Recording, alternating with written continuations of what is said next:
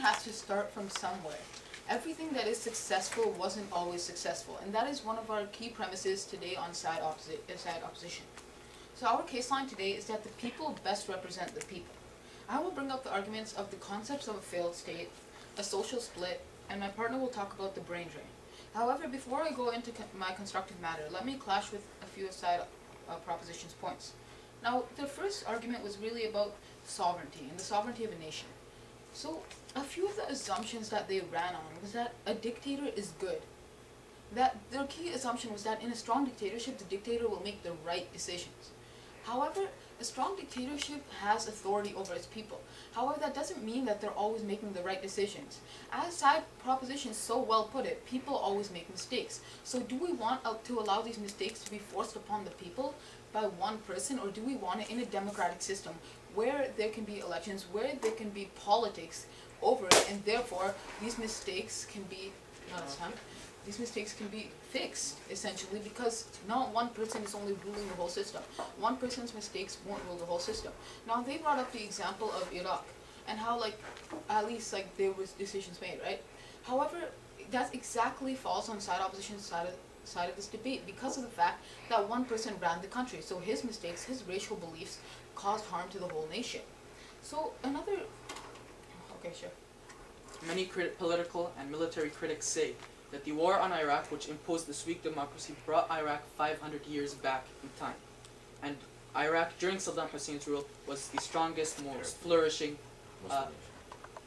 Arab nation in the Middle East. So how can you explain this rewinded 500 years back? Yeah, so essentially what side proposition is coming here to support racial discrimination and ethnic cleansing within a nation. Because that's exactly what they did in Iraq. They were essentially cleaning out all the other types of Muslims that weren't part of Saddam Hussein's what he wanted.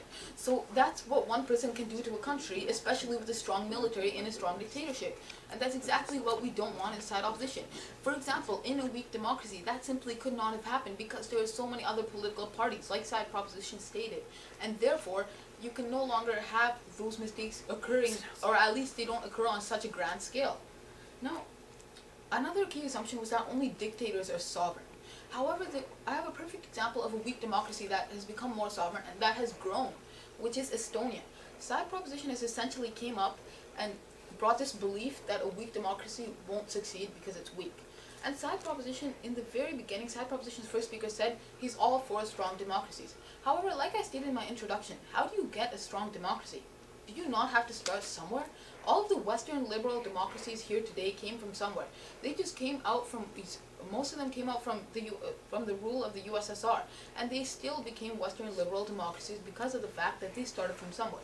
They were at one point a weak democracy. However, they later came to be a stronger democracy because they had grown. And that is what side proposition has failed to realize, that a democracy can grow. Now, their second argument that they barely mentioned was that decisions are made. However, I briefly clashed with this, and let me clash with this again.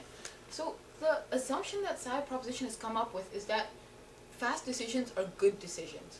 Now, ladies and gentlemen, let me give you this quote, quality over quantity. Because of the fact that you need good decisions to be made, I'll take you in a moment, rather than a bunch of bad decisions being made. Because like the example that they brought up of Iraq, that there were more bad decisions made. Yes, they were made fast, absolutely. And yes, they were implemented, but were the right laws implemented? That's the question. Yes. From what I can gather from your deduction right now is that a slow decision is a better decision, and justice is a form of order that is given by the federal government. So wouldn't you agree that justice delayed is justice denied, and if a decision is made slowly and over the years and it's worse than a fast? No, that's absolutely not true because of the fact that it can still be made quickly in a democracy, but at least most of the country agrees, because at least the people have a choice in what decisions are made, because after all, these decisions are going to be implemented on the people. So don't they have the right to have a say in what decisions are made? So let me go on to my constructive matter. Firstly, the concepts of a failed state. Now, I'd like to cover a few of these concepts. Firstly, the socio-economic split. Now, in a dictatorship, you have essentially a group of people with most of the money, and then the rest of the people are not so well off. They are poor. That's an assumption. Shut up, no heckling in this debate, not at this time.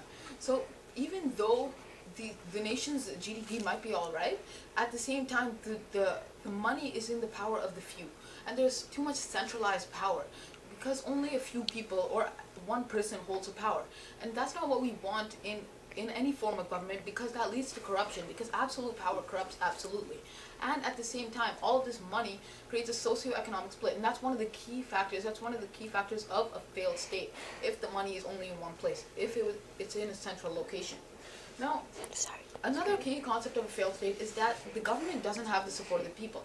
Now, the government absolutely doesn't have the support of the people. That's why they're a dictator. That's why they have to use military in order to stay in power. Now, if side proposition, like they most likely will do, say that a dictator does have the support of the people, we have one question on side opposition. Why are they afraid of elections?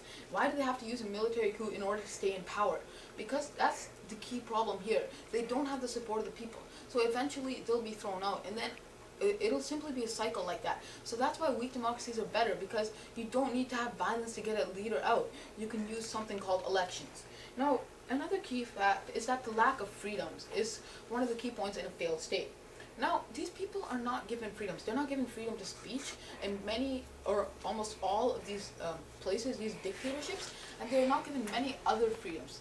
And that's a key problem, because these people have no purpose of life if their life is simply to serve under somebody. Psychologists show that the people live because they want to believe that their life had a purpose.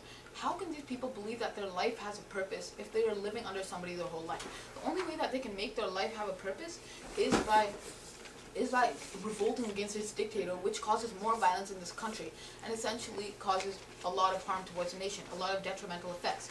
Now, lastly, the concept I would like to show is the economic failures of a dictatorship. Out of the 80 worst financial crises in the past century, only 5 have been in democracies, both strong and weak. So this shows something about the so-called great decisions that dictators make, the quick ones that are so great for the nation, because they are wrong economically. These people aren't making the right, protect time, these people aren't making the correct decisions for their people because it is economically causing them a lot of harm. 75 of the last 80 were from dictators. So I would quickly like to cover the social split, which is really what is happening in a dictatorship, because of the fact that, like I stated before, there is centralized power. People are too scared to respond to the government, like we see in North Korea, because they'll simply kill them off. And eventually you kill off enough people and there's a revolt, and then the same thing happens all over again. So that's why we need to have a weak democracy, because a weak democracy can grow, which is essentially a point that side proposition has failed to realize. So what have I shown you today? Firstly, we've seen the assumptions that side proposition's case goes through, and my partner will show more of the specific details that is wrong with side proposition's case. So we've seen that their case is already weak enough, and now we've seen that the 2 points that I've brought up are still standing and are very strong, because a dictatorship is essentially a failed state if you consider all of the key concepts. And there is really a social split within a dictatorship, and that is also another factor of a failed state. So ladies and gentlemen, essentially what you need to think about here today is what is best for the people. Do the people want a failed state, or do the people want a nation that may be struggling in the beginning, but is at least destined to grow? A fact that side proposition has failed to realize. So all in all, ladies and gentlemen, because of the weak case of side proposition, and because of the still standing and strong points that I have brought up and that my partner will bring up, this resolution must, and with your help, will fall. Thank you.